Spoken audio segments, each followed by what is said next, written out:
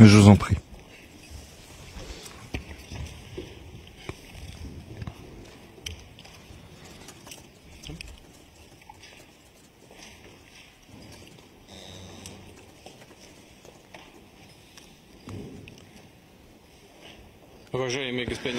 Monsieur le Président, chers amis, nous sommes très heureux de vous voir et je veux tout d'abord, au début de notre entretien, vous remercier de votre décision de participer à la manifestation commémorant le 80e anniversaire de la Grande Guerre patriotique.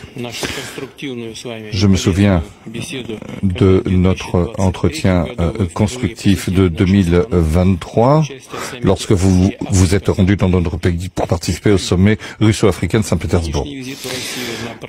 Cette visite en Russie, lors du 80e anniversaire, reflète le caractère amical de nos relations. Je rappelle également la contribution dans la défaite de l'Allemagne nazie et de ses satellites. Plus de 30 000 habitants du Burkina Faso ont fait partie de la coalition anti-Hitler qui se sont battus aux côtés de la France auprès de Charles de Gaulle, du légendaire Charles de Gaulle. Aujourd'hui, ce qui nous unit, c'est la lutte contre l'extrémisme et le terrorisme. Il s'agit de restaurer l'ordre constitutionnel face à des groupes radicaux dans certaines régions du Burkina Faso. Au cours des 2 dernières années, nous avons fait des progrès importants dans le cadre de notre collaboration dans divers domaines. Fin 2023, après plus de 30 ans d'interruption, l'ambassade de Russie à Ouagadougou a été ouverte. J'aimerais dire que nos échanges sont encore modestes, mais ils augmentent et c'est une tendance encourageante que nous souhaitons voir se poursuivre.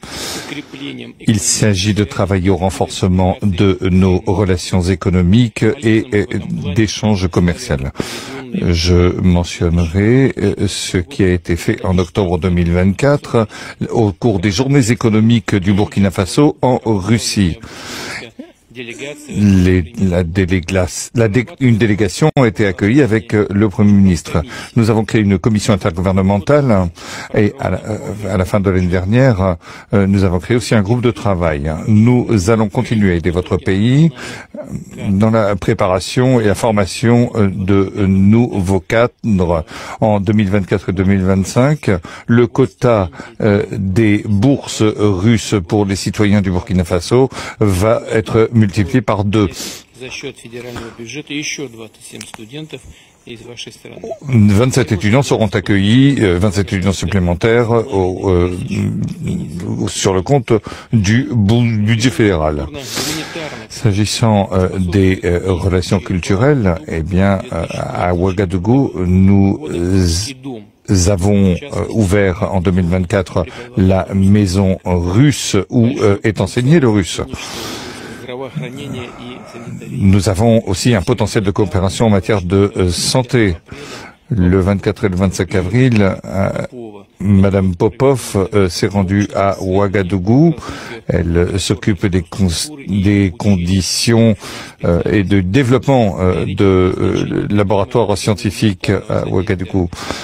Nous souhaitons poursuivre ces efforts. L'année dernière, nous avons livré 25 tonnes de blé et nous souhaitons livrer d'autres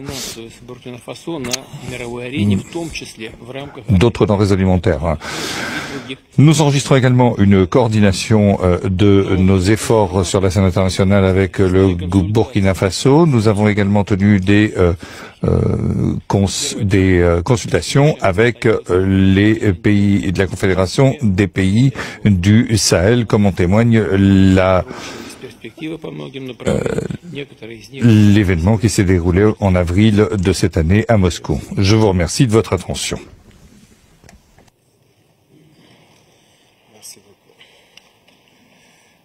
Zdravia, Jelayo Tavares, présidente.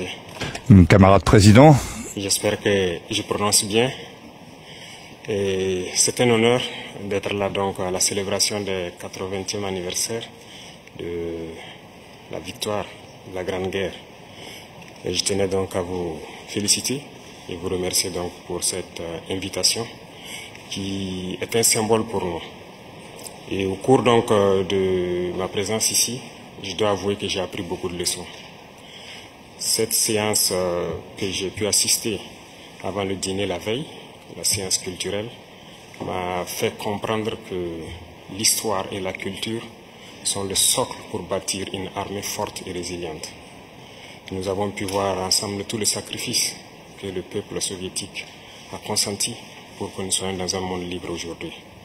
Et nous tenons donc à vous dire merci pour cette invitation, parce que ce sont des moments qui nous ont permis aussi de réfléchir à notre situation et de penser à de nouvelles perspectives. Et sur ce, je pense que les obstacles que nous avons aujourd'hui devant nous ne doivent pas nous arrêter. Et les obstacles sont une bonne chose en quelque sorte que nous devons surmonter. La preuve, je pense qu'avec toutes les sanctions contre la Russie depuis un certain temps, la Russie arrive à développer un mécanisme interne qui lui place donc au devant de la scène internationale. Et nous prenons bonne note de ces leçons que nous avons donc apprises ici. Et même au niveau de la parade, je tiens à dire que j'ai été émerveillé de voir l'enchaînement donc des engins qui ont défilé devant nous, notamment depuis le char mythique T-34 qui a gagné donc lors de la Grande Guerre jusqu'aujourd'hui au char moderne. Combien donc l'armée russe est modernisée, combien la technologie donc a participé à renforcer cette armée. Et dans ce cadre, nous souhaitons que la coopération que nous avons puisse se renforcer de façon exponentielle. Je vous remercie déjà pour tout ce qui est fait pour nous, notamment ces bourses d'études qui sont octroyées au Burkina et qui vont s'accroître. Et ce matin, j'ai visité donc l'université de chimie et je disais que le volet sur lequel nous allons axer après la défense et la sécurité, c'est le volet de l'éducation. C'est ce volet qui nous intéresse le plus, notamment les sciences. Il faut que la Russie puisse nous aider à former notre jeunesse, notamment dans le domaine des sciences, pour que nous puissions développer chez nous la machinerie, en gros. Que ce soit la machinerie qui va avec l'armée ou la machinerie qui va avec l'industrie. Parce que c'est à ce seul prix que nous pourrons nous développer au sein de l'Afrique. La guerre qui nous est imposée aujourd'hui, et nous pensons que ce n'est qu'une manifestation aussi du nazisme.